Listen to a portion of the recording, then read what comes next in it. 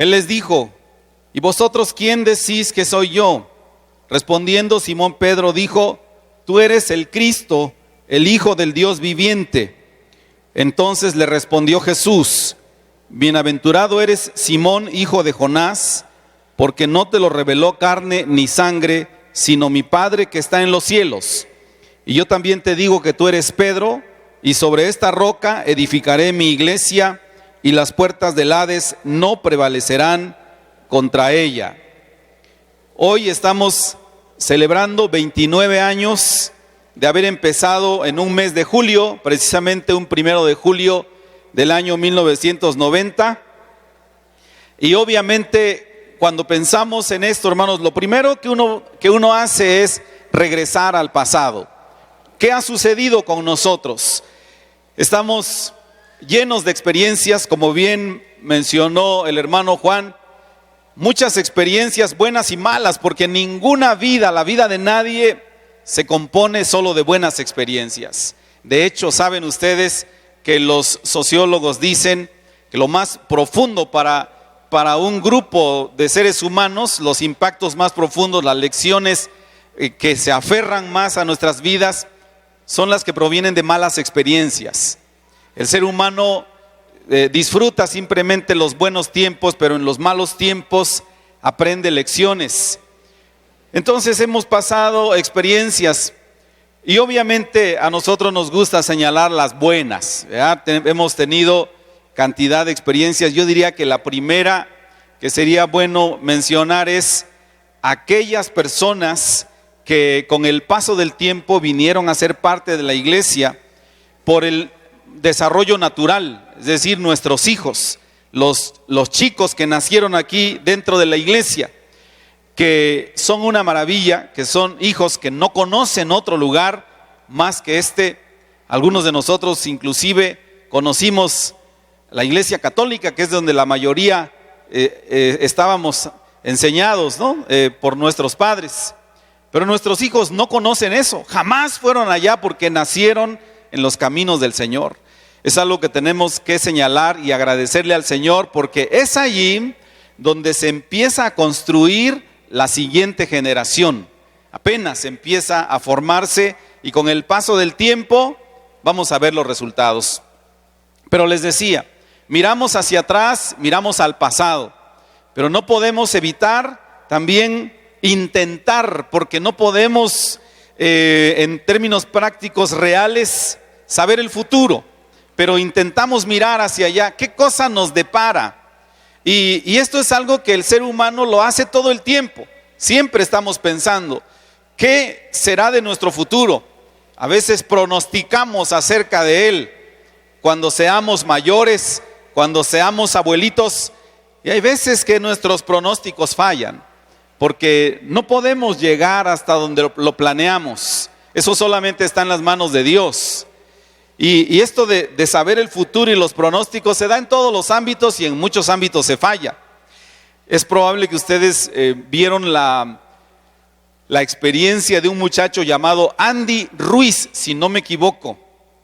Andy Ruiz es un muchacho que era boxeador y se dio, hasta donde me platican, porque yo la verdad no estoy muy versado en eso, había un campeonato mundial de pesos pesados y algo le sucedió al contrincante del campeón. Para no suspender la pelea dijeron: ¿habrá alguien que le gustaría pelear contra el campeón? Y Andy levantó la mano, dijo: sí, por favor, yo quiero pelear. Le dijeron: tú no tienes ni credenciales, ni historia, estás destinado a que te maten allá. Y efectivamente las apuestas eran 90% para que ganara el campeón, pero resultó que Andy le metió una paliza al campeón y ahora se volvió pues un hombre muy reconocido, mexicano, parece que del norte del país, y le falló a cientos de personas que son expertos en pronósticos, porque los pronósticos son así. ¿Quién de nosotros puede hablar del futuro con seguridad? ¿Quién? ¿Quién de nosotros puede señalar esos detalles que sucederán? ¿Saben quién? La iglesia. La única entidad en esta tierra que puede señalar el futuro y, entre comillas, pronosticarlo, porque en realidad no sería un pronóstico, es la iglesia. ¿Y por qué no sería un pronóstico? Porque nos basamos en la Biblia misma. ¿Qué dice ella? Siempre les he dicho, nosotros somos los únicos que conocemos el fin de la película. Sabemos bien todo lo que va a suceder. Sabemos que el Señor tiene para la iglesia un futuro glorioso. La iglesia no tiene por qué especular si va a resistir hasta el final, si va a lograr que el nombre del Señor sea honrado. La iglesia está destinada para un futuro glorioso, aunque el mundo no lo pueda ver. Ahora, les decía, no es un pronóstico porque, o entre comillas, dependiendo de su concepción de ello, porque tenemos los elementos, porque vemos en la palabra de Dios el sustento para eso. Así que yo le diría una o dos razones que nos llevan a pensar en este futuro seguro para la iglesia. Lo primero que usted tendría que hacer es mirar hacia un lado, hacia atrás. Usted mira, si usted está sentado 2 o 3 filas atrás, usted mira hacia adelante, atrás y a donde sea, y usted ve personas. Y las personas son los elementos que Dios quiere utilizar para construir su iglesia. Dice Primera de Pedro capítulo 2 versículo 5. Ustedes también, se refiere a nosotros, son piedras vivas que serán edificados como casa espiritual y sacerdocio santo. Estoy leyendo Primera de Pedro 2, 5. ¿Para qué? Para ofrecer sacrificios espirituales aceptables a Dios por medio de Jesucristo. Entonces son personas lo que Dios utiliza, porque siempre pensamos, ¿cómo construirá Dios la iglesia? La construirá a través de nosotros, que a veces cometemos el error de conceptuar, esta es la iglesia, aquella es la iglesia, ese grupo de personas es la iglesia, pero en realidad lo que dice la Escritura es que somos nosotros. Ahora, qué interesante que para varias tareas que son muy delicadas, Dios no escogió ángeles. Uno de estos es la predicación. ¿Por qué no predican los ángeles? ¿Por qué nos escogió Dios a nosotros, tan imperfectos como somos, para llevar su mensaje al mundo? ¿Por qué Dios no escogió ángeles para edificar la iglesia? Mi pregunta es, ¿quién podría señalarle algo a la iglesia si estuviese compuesta de ángeles? Pero el Señor quiso, le plujo a Él hacerlo así, construir la iglesia con seres humanos imperfectos. El Señor casi siempre, hermanos, no persigue los cánones de este mundo.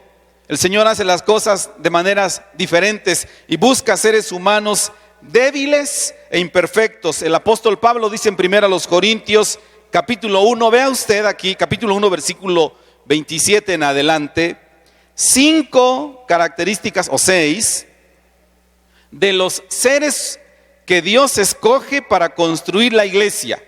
Primero dice que busca a los necios. Por favor, no se sienta usted aludido. Esto es un señalamiento directo, no es una alusión. Dice, busca a los necios, a los débiles, a los viles, a los menospreciados y a los que no son nada. A estos busca para construir la iglesia. Y lo dice de esta manera, porque de lo necio del mundo escogió Dios. ¿Y por qué nos escogió si éramos necios? Porque dice, la única manera de poder avergonzar a los sabios es a través de un necio. Ahora, eso tomará tiempo en otra ocasión que veamos, ¿verdad?, a qué se refiere exactamente el Señor con todo eso, pero yo creo que nosotros cabemos perfectamente bien en cualquiera de estas 5 acepciones.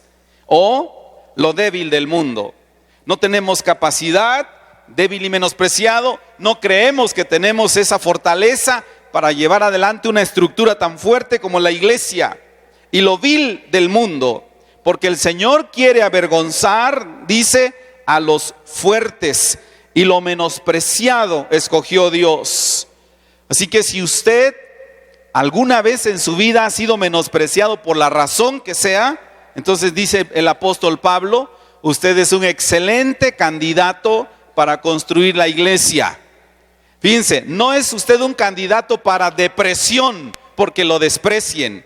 Alguien vendrá y le dirá que usted es un pobre diablo, que usted es un miserable, que usted no tiene conocimientos, que no fue a una universidad, que no tiene un doctorado, que no tiene un apellido, que no tiene físico, que no tiene todo lo que digan.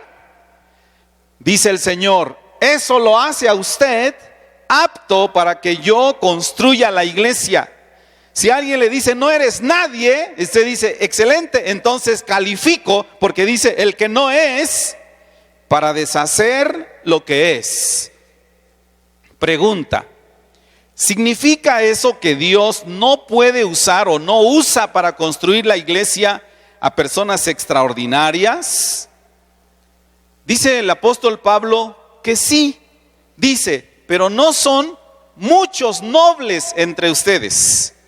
Ahí mismo en ese pasaje, no es que no escoja de repente usar a alguien, pero dice que no muchos. De repente escoge a uno que otro. Y por eso es que cuando la iglesia ve que se convierte a alguien muy renombrado, pues ya la iglesia ya mero lo quiere convertir en Dios, ¿verdad? A esa persona. Porque esa persona tiene un nombre. Bueno, la iglesia lo aprovecha eso. Porque dicen, se convirtió el señor fulano de tal, José Luis Rodríguez el Puma. Y ahí lo paseamos por todas las iglesias para que nos cuente lo que se siente que un famoso sea salvo. Pero ¿sabe usted? No es la manera de Dios de construir la iglesia. Eso es una excepción. Estamos viviendo un caso extraordinario ahorita aquí en México con un pastor llamado Arturo Farela. Hace un mes y medio fue invitado por el presidente de la República para ser orador en un evento denominado, si no mal recuerdo, el evento de la unidad, allá en Tijuana. Primera vez en toda la historia que un pastor es invitado como orador por el presidente de la República. Pero eso es extraordinario. Realmente tenemos que regresar con nuestros pies a la tierra, porque eso es una excepción. El Señor más bien nos mira y nos mira a nosotros como una carita de, yo creo que yo no sirvo, Señor. ¿Cuál será la respuesta correcta? Yo no soy un elemento adecuado para eso. La respuesta correcta del Señor es sí, no lo eres. Pero es ahí donde se cumple Mateo 19:26. Lo que para los hombres es imposible, para Dios todo es posible. Lo que sucede es que nos convertimos en instrumentos en sus manos. Segunda a los Corintios capítulo 4 versículo 7 dice, pero tenemos este tesoro en vasos de barro. Y dice el apóstol Pablo a Timoteo, dice, en una casa grande no solamente hay utensilios de oro y de plata, sino también hay de madera y de barro. Y unos son utilizados para usos viles y otros para usos honrosos. Por eso es en ese contexto que dice la Escritura, pero tenemos este tesoro en vasos de barro. ¿Para qué? Para que la excelencia del poder sea de Dios y no de nosotros. No tenemos nada de qué enorgullecernos. El Señor nos da las herramientas para hacer el trabajo. El Señor nos da inclusive, dijo un día a sus discípulos, vayan y hablen, pero ustedes van a estar nerviosos porque no saben qué decir. Y dijo, pero no se preocupen de lo que vayan a decir, porque yo les daré las palabras que ustedes deben de decir. Eso es extraordinario. Así que nosotros tenemos una responsabilidad, tenemos un espacio en el cielo, tenemos un privilegio, ya dice el Evangelio de San Juan 14, ya escogido y ya preparado para nosotros, Pero mientras que estamos aquí en la tierra, tenemos que colocarnos bajo las manos del Señor como instrumentos. Hermanos, hermano, usted en lo particular, usted es alguien que tiene algo que hacer para la gloria de Dios. Si usted decide no hacerlo, va a haber una vacante temporal, porque Dios respeta ese espacio. Pero después de un tiempecito que usted decida no retomar su tarea para servirle a Dios, el Señor se suplirá de alguien. Por eso dice en Apocalipsis, quiero que tengas cuidado de que nadie tome tu corona. Apocalipsis 3:11. Es decir, usted tiene que servirle al Señor para que a su vez el Señor le dé la corona que usted espera. Pero no puede ser si nosotros abdicamos a nuestra responsabilidad. Así que el futuro de la iglesia está al lado de usted. Esa persona, con características del orden que sea. Ahora, nosotros somos muy malos para eso, nos autocriticamos demasiado rudos. Pero usted puede ver a las personas que están a su lado talentosas, pero aun si esas personas no se consideraran como tales, aún así Dios quiere utilizarlos. Dios va a construir la iglesia de personas. Todo lo que queda fuera de las personas son edificios, son instalaciones. ¿Por qué creo que la iglesia tiene un futuro garantizado? Número 2, 1 Corintios capítulo 3, versículo 6. Porque hay un constructor responsable que sabe lo que hace. Jesús es el encargado de la construcción. Jesús nos utiliza a nosotros como instrumentos para hacer su obra, incluyendo, pues ahí dice, al apóstol Pablo, a Cefas, a Apolos. Los hermanos de la iglesia de Corinto eran muy dados a prestar atención a los hombres que tenían allá porque eran hombres grandiosos, para ser honestos. Se dice que Apolos era uno de los más extraordinarios apologetas. Es decir, cada vez que había de estos grandes pensadores como Aristóteles o de este nivel y se ponían a discutir de la fe, traerían a alguien como Apolos. Y Apolos defendía la palabra de Dios, era una especie de un Josh McDowell de ahora, defendía la palabra de Dios. Y por eso dice en el capítulo 1 de Corintios que la iglesia tenía esta debilidad que Pablo les señaló. He oído por información de los de Cloé que hay entre ustedes contiendas. Quiero decir que cada uno de vosotros dice, yo soy de Apolos, y yo de Pablo, y yo de Cefas, y yo de Cristo. Pero les dijo, ¿acaso está dividido Cristo? ¿O fue bautizado alguno de ustedes en el nombre de Pablo? ¿O fue crucificado Pablo por ustedes? Todo lo que estos señores hacen, dice en el capítulo 3, es que vienen y cumplen una función. Yo planté, dice Pablo, Apolos regó, pero el crecimiento lo ha dado Dios. Es decir, quien construye la iglesia es nuestro Señor Jesucristo. El Evangelio de San Mateo 16 que leímos dice, mi iglesia. Es decir, que el Señor es dueño de la iglesia. Miren, yo quiero pensar, hermanos, que nadie de nosotros es malintencionado cuando decimos mi iglesia o la iglesia del pastor fulano. No creo que hay mala intención, pero de todos modos hay mala expresión, porque la iglesia es del Señor. Nadie de nosotros es dueño de la iglesia, el dueño es el que pagó el precio. Hechos capítulo 20, versículo 28 dice, por tanto mirad por vosotros y por todo el rebaño en que el Espíritu Santo os ha puesto por obispos, para apacentar la iglesia del Señor, la cual Él ganó por su propia sangre. Entonces Él es el constructor. Pero la garantía que nosotros tenemos es que el arquitecto constructor de la iglesia es Jesús, y si Jesús lo hace, siempre sale bien. Dice el Salmo 127, versículo 1, si Jehová no edificare la casa, en vano trabajan los que la edifican. Si Jehová no guardare la ciudad, en vano vela la guardia. Si el Señor no construye la iglesia, estamos en problemas, hermanos. Ahora, razón tercera por la cual hay un futuro glorioso para la iglesia, porque el Señor Jesucristo mismo dio la garantía de que la iglesia permanecerá firme contra toda adversidad que se le presente. Y dice ahí, las puertas del Hades no prevalecerán contra ella. Esto de Hades, el diccionario dice que tiene varias acepciones. Una sería una expresión idiomática judía que significa muerte. Entonces, ¿qué significa? Una de las cosas más terribles que la iglesia cristiana ha tenido que enfrentar es la muerte. Empezaron crucificando a Jesús.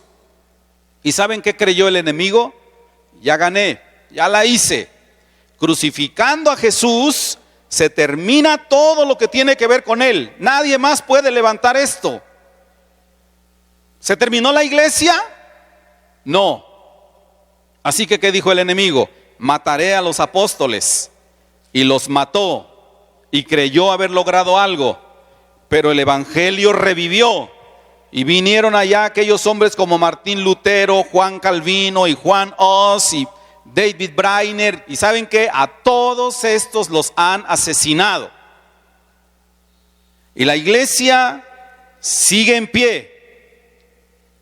No importa si el enemigo viene contra la iglesia intentando matar a sus elementos. Siempre esto en los términos espirituales y en el panorama general no es más que un revés. Yo diría un pequeño revés, aunque nosotros no lo veamos así. ¿Qué habrá pensado la esposa de Martín Lutero? Seguramente no lo tomó como, no importa, de todos modos el evangelio seguirá. Obviamente fue doloroso, pero Dios en su tiempo permitió que el sacrificio de este hombre lograra que el evangelio creciera muchísimo más. Ahora el enemigo todo el tiempo está estructurando maneras de destruir la iglesia. La iglesia tiene que estar consciente de esto. La sentencia de que al final la iglesia triunfará, no la dio el hombre, la dio Dios. Y no importa lo que venga y lo que pase, la iglesia tiene que mirar eso desde la perspectiva divina. Esto no es más que un revés que tenemos que vencer y que saldremos adelante y la iglesia seguirá. ¿Qué dijo el Señor entonces? Las puertas del Hades no prevalecerán contra ella. Aun si los mataran, no podrán contra la iglesia. Tienen que seguir adelante. Me hace mucho pensar de ciertos animalitos que lo que hacen es que comen semillas de los árboles y cuando vuelan lo que hacen es ir tirando semilla. Y poco a poco esas semillas empiezan a brotar. Así que los mismos que comen los frutos hacen que eso vuelva a revivir. Nosotros somos los encargados de llevar la semilla del evangelio a otros lugares. Pero dice el diccionario que la segunda acepción de las puertas del Hades también quiere decir fortalezas que no permiten la entrada de nadie. En ese sentido, el mundo cierra sus puertas. Así que dicen, no vengan a molestarnos con el mensaje de Cristo. Nosotros somos sabios, sabemos lo que queremos hacer. Somos una sociedad que progresa. Por ejemplo, dicen ellos, antes éramos una sociedad atrasada, una sociedad intolerante, pero ahora somos una sociedad avanzada, donde aquí todo el mundo puede ser lo que quiera ser, y ustedes no pueden venir con su pensamiento atrasado a molestarnos. Pero la iglesia tiene que seguir adelante dando su mensaje, y la garantía que el Señor nos da es: las puertas del Hades no prevalecerán. Es decir, si nosotros insistimos, en un momento dado vamos a romper esa resistencia y a lograr alcanzar a las personas con el evangelio, porque dijo el Señor: yo les doy la garantía. Ustedes tienen que atacar esas posiciones defendidas por espíritus malignos y ustedes van a tener la victoria garantizada. Hay elementos, hay personas dispuestas para trabajar, hay alguien que nos está dirigiendo, no estamos a la deriva. Hay la garantía de Él de que podemos hacer la obra y tenemos que seguir adelante. ¿Qué nos queda? Lo único que nos queda es obedecerlo, es hacerlo, es poner manos a la obra, es mirar que los campos están blancos para la siega y el Señor está buscando quien quiera hacer el trabajo. Ahora, ¿saben? Cuando nosotros nos involucramos en la obra de Dios, rapidísimo el enemigo viene y reclama nuestra agenda para otras cosas. De hecho, en la escritura dice la Biblia que Nehemías fue encargado de reconstruir los muros de Jerusalén, una obra preciosa. Y cuando estaba haciendo eso, sus amigos, entre comillas, vinieron y lo invitaron a hacer otro proyecto. Dijeron: ven, vamos, mira, vamos a ir a estos pueblos y vamos a hablar con fulano y sutano. Y su respuesta fue, dice: yo les envié mensajeros a estos mis amigos y les dije: yo hago una obra grande y no puedo ir, porque si fuera con ustedes cesaría la obra, dejándola yo para ir con ustedes. Nehemías capítulo 6 versículo 3. Conclusión, dijo Nehemías: la obra de Dios es primero. Después ya veremos si puedo hacer otras cosas. Es decir, se requiere un gran compromiso con la gran comisión, un gran compromiso con los mandamientos de Dios. ¿Cuáles son los mandamientos de Dios? Amarás al Señor tu Dios, amarás a tu prójimo como a ti mismo. Son los dos más grandes mandamientos. Pablo dice en Romanos capítulo 13, en esta sentencia se resume: amarás a tu prójimo como a ti mismo. ¿Cuál es la tarea? La gran comisión. Dice Mateo capítulo 28, ir y hacer discípulos. Predicarles el evangelio, pero hacer discípulos. Es decir, no dejarlos, predicarles el evangelio, tomarlos de la mano y crecer juntos.